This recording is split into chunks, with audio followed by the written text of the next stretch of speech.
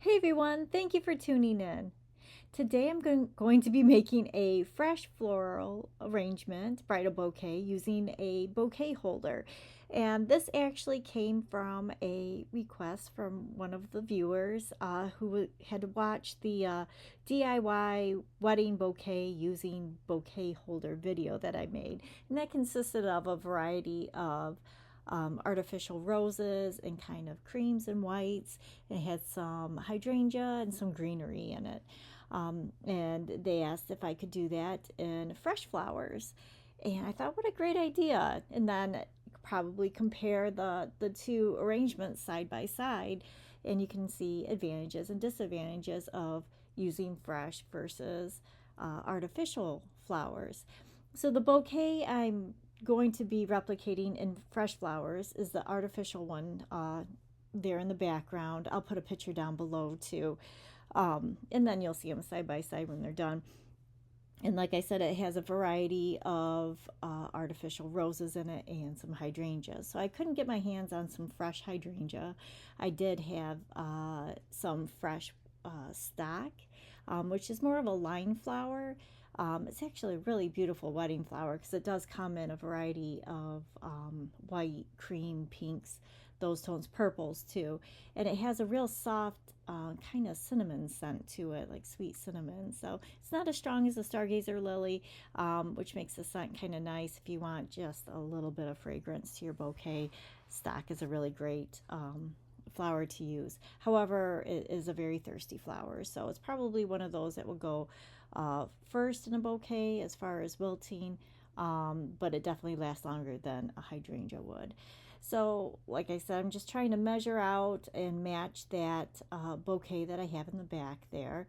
And I'm using the fresh Oasis foam in a bouquet holder. So, the Oasis foam you want to soak in water and never force the foam down into the water. Just let it slowly absorb the water. That way you don't have any air pockets in the foam itself. And when you're arranging with fresh flowers, you want to make sure that you don't back the flower out of the hole that you had pushed it down into. So if you push a little bit too far, you're going to have to pull it all the way out and then reinsert it into the foam. And I always start out my bouquets by setting my parameters, and I'm doing that with the white colored roses.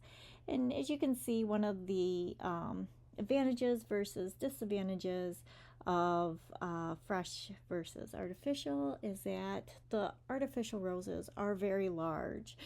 So they take up a lot of space, as to where these white roses that are fresh are a little bit smaller.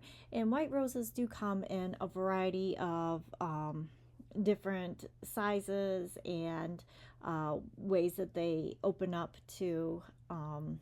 So these are smaller. Some larger white roses would be like a Vendela rose, has a larger head to it, but I still don't think it would reach the size of the artificial roses in the back. So if you have that larger flower, it's going to take up more room, which means you don't have to purchase a lot of flowers. As to where this fresh, you would need, quite a few blossoms to fill it all the way in. So the flower that I'm using there is the stock that I was referring to. It does have those smaller little plumes of flowers like the hydrangea does, but it is more of a line flower. So it's not going to sit so snug against the base of the foam there. It's going to need to kind of stand out a little bit. And now I have some spray roses. These are just white spray roses that come, 3 to 5 blossoms on a stem. And you do want to peel back any damaged petals off of those as well. I always do that with the larger roses, but you can with the smaller spray roses too. And those I'm just kind of working in to fill in all around. And I don't know if I mentioned it before, but I did set my parameters so that I knew what shape I was going for, and how far out and how far down I was going. So to mimic the artificial bouquet behind me there, it has a variety of whites. So it's got the creams and it's got the whites and then it's got the in-betweeny color there. So the white roses I got in do hit that creamy tone, but I also brought in some pink, some white mini carnations to fill in. It kind of mirrored some of those artificial like garden roses that they have that you can see in the background there, but it has a nice bright white to it. I always feel like the carnation kind of is understated. People use them a lot as fillers. You know, roses usually take the stage, but goodness, carnations, they last a long time. So if you have a morning wedding, not a morning, but like earlier in the day wedding, and it's going to last all throughout the night, carnations are a really great flower to use because they're going to last quite a while in a bouquet and out of the water too.